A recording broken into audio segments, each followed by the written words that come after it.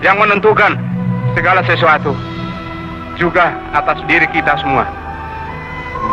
Tetapi dengan keimanan ini juga, kami semua yakin bahwa yang benar akan tetap menang dan yang tidak benar akan tetap hancur. Monumen ini dipersembahkan bagi 7 pahlawan revolusi. Selama 32 tahun, satu film ditayangkan wajib di seluruh televisi Indonesia setiap tanggal 30 September. Film berdurasi 4 jam itu diputar ulang setidaknya 13 kali. Anak-anak diwajibkan menontonnya di sekolah. Soal tentangnya muncul di ujian nasional. Film itu adalah satu-satunya versi resmi tentang apa yang terjadi pada malam 30 September 1965.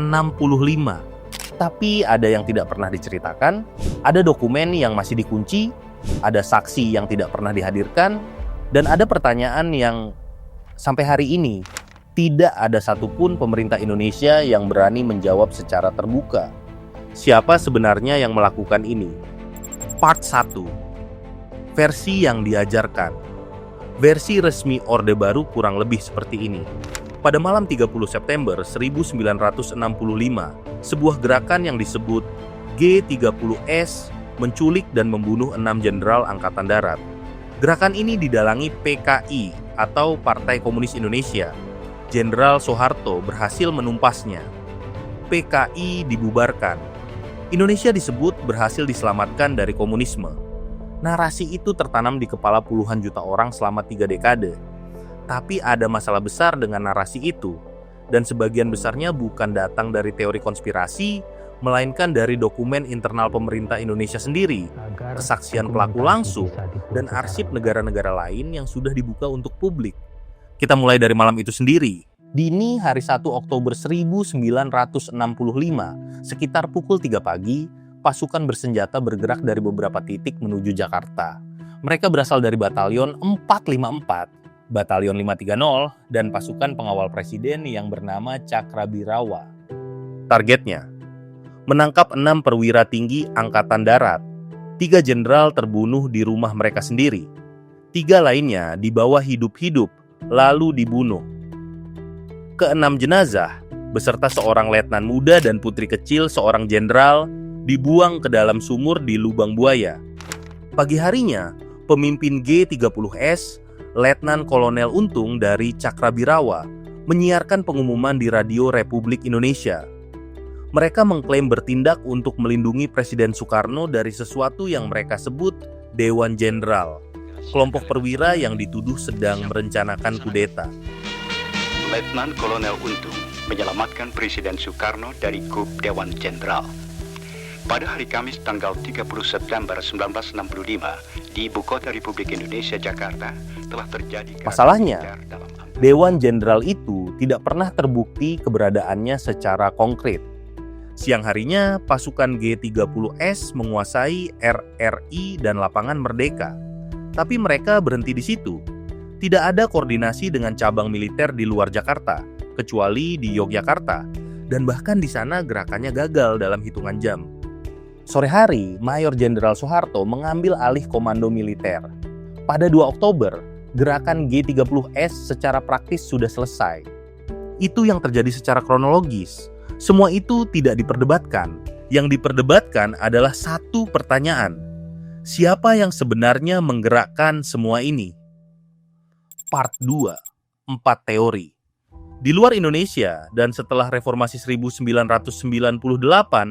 perdebatan ilmiah tentang pertanyaan ini terus berlangsung. Sampai hari ini, tidak ada konsensus tunggal. Berikut 4 teori utama, beserta dasar buktinya. Teori pertama, PKI adalah dalang utama. Ini adalah versi resmi Orde Baru. Dan ada bukti yang mendukungnya, meski terbatas. Beberapa anggota Biro Khusus PKI terlibat dalam perencanaan aksi. Aidit, ketua PKI, terbang ke Yogyakarta saat aksi berlangsung. Beberapa dokumen internal PKI yang disita menunjukkan adanya diskusi internal tentang antisipasi terhadap Dewan Jenderal. Tapi ada masalah besar. PKI pada waktu itu adalah partai komunis terbesar ketiga di dunia. 3 juta anggota, simpati publik yang luas, akses langsung kepada Soekarno. Kalau memang ingin melakukan kudeta, mengapa operasinya justru terlihat kecil? tidak terkoordinasi dan mudah dihancurkan dalam satu hari. Selain itu, tidak ada bukti bahwa pimpinan PKI secara kolektif menyetujui aksi ini. Dan Aidit sendiri tidak pernah diadili secara terbuka. Ia ditangkap, lalu dieksekusi tanpa proses pengadilan yang bisa diverifikasi secara independen. Teori kedua, faksi militer tertentu, dengan atau tanpa keterlibatan Soeharto. Sejarawan Benedict Anderson dan Ruth McVeigh mempublikasikan analisis pada tahun 1966 yang langsung dilarang di Indonesia, bahwa bukti menunjukkan kemungkinan keterlibatan internal militer. Fakta-fakta yang sering dijadikan dasar teori ini. Pertama, Letnan Kolonel Untung adalah bawahan Soeharto. Beberapa perwira lain yang terlibat juga memiliki hubungan langsung dengan jaringannya. Kedua, Soeharto tidak termasuk dalam daftar target penangkapan, padahal ia termasuk jenderal senior pada waktu itu. Ketiga, Soeharto bereaksi sangat cepat. Dalam hitungan jam, ia sudah memimpin operasi penumpasan. Beberapa analis mempertanyakan, bagaimana ia bisa bergerak secepat itu tanpa informasi awal? Keempat, pada tahun 1990, mantan Kepala Bakin Yoga Sugama menulis dalam memoarnya bahwa intelijen militer sebenarnya sudah mengetahui adanya rencana gerakan sebelum kejadian, namun tidak mengambil tindakan pencegahan. Apakah ini berarti Soeharto merencanakan semuanya? Tidak ada dokumen yang membuktikannya secara langsung. Tapi ketidakhadiran namanya dari daftar target dan kecepatan reaksinya terus menjadi pertanyaan terbuka dalam literatur sejarah.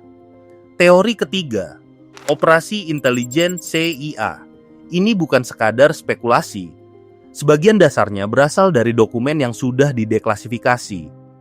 Pada tahun 1990-an, National Security Archive di Washington merilis dokumen yang menunjukkan CIA sangat aktif di Indonesia selama periode 1960 hingga 65 dan memiliki jaringan informan di dalam militer Indonesia. Dokumen CIA yang sebelumnya berstatus rahasia menunjukkan bahwa pejabat Kedutaan Besar Amerika Serikat di Jakarta memiliki daftar nama anggota PKI. Daftar itu kemudian diserahkan kepada militer Indonesia, dan sebagian besar orang di dalam daftar tersebut dilaporkan terbunuh. Robert Martens, mantan pejabat Kedutaan Besar Amerika Serikat, mengakui pada tahun 1990 bahwa ia menyerahkan daftar berisi ribuan nama kepada militer Indonesia. Apakah CIA merancang G30S? Tidak ada dokumen yang membuktikan hal itu secara langsung, tapi bahwa mereka memanfaatkannya dan memfasilitasi pembantaian yang terjadi setelahnya, memiliki dokumentasi yang cukup kuat.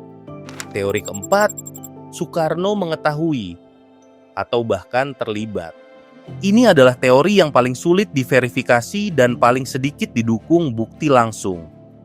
Namun, Soekarno berada di Halim Perdana Kusuma, pangkalan udara yang menjadi basis G30S. Pada malam itu, ia mengklaim tidak mengetahui apapun. G30S sendiri mengklaim bertindak untuk melindungi Soekarno, bukan menggulingkannya. Dan respons pertama Soekarno terhadap gerakan itu cenderung ambigu. Sangat berbeda dengan reaksi keras Soeharto. Apakah ini berarti Soekarno merencanakannya? Tidak ada bukti yang mendukung kesimpulan itu. Tapi perannya sebagai saksi yang gagal bertindak tegas sampai hari ini masih menjadi tanda tanya. 4 teori, masing-masing punya bukti parsial. Tidak ada yang sepenuhnya terbukti. Tidak ada yang bisa sepenuhnya diabaikan. Ini adalah kondisi aktual pengetahuan sejarah kita tentang peristiwa ini. Dan ada alasan mengapa kondisi itu terus bertahan, yang akan segera kita bahas. Tapi sebelum itu, ada satu bab dari peristiwa 1965 yang jauh lebih sedikit diketahui. Padahal, dampaknya jauh melampaui malam itu sendiri. Parti 3. Pembantaian yang tidak diceritakan. Dalam versi resmi Orde Baru, cerita berakhir dengan keberhasilan Soeharto. PKI dibubarkan. Indonesia disebut aman. Tapi ada satu bagian yang hampir tidak pernah diceritakan. Apa yang terjadi setelah penumpasan G30S? Dari Oktober 1965 sampai pertengahan 1966, dalam waktu kurang dari 1 tahun, Ratusan ribu orang Indonesia dibunuh. Bukan dalam pertempuran, mereka dibunuh karena dituduh sebagai anggota atau simpatisan PKI. Berapa jumlahnya? Ini masih diperdebatkan, justru karena Indonesia tidak pernah melakukan investigasi resmi yang komprehensif. Agen CIA pada tahun 1968 memperkirakan antara 250.000 hingga 500.000 orang terbunuh. Peneliti Robert Cribb memperkirakan antara 500.000 hingga 1 juta. John Rosa dalam bukunya Dalih Pembunuhan Massal yang terbit tahun 2006 menyebut angka 500.000 sebagai estimasi yang paling dapat dipertanggungjawabkan secara akademik. Angkanya berbeda-beda, tapi satu hal hampir tidak diperdebatkan, skala kekerasannya. Ini adalah pembantaian massal, bukan hanya oleh militer, di banyak daerah, terutama Jawa, Bali, dan Sumatera. Militer memobilisasi kelompok-kelompok sipil, organisasi pemuda, kelompok agama, kelompok etnis tertentu, digerakkan untuk mengidentifikasi, lalu membunuh mereka yang dicurigai sebagai komunis. Di Bali saja, diperkirakan 80.000 orang terbunuh hanya dalam beberapa bulan.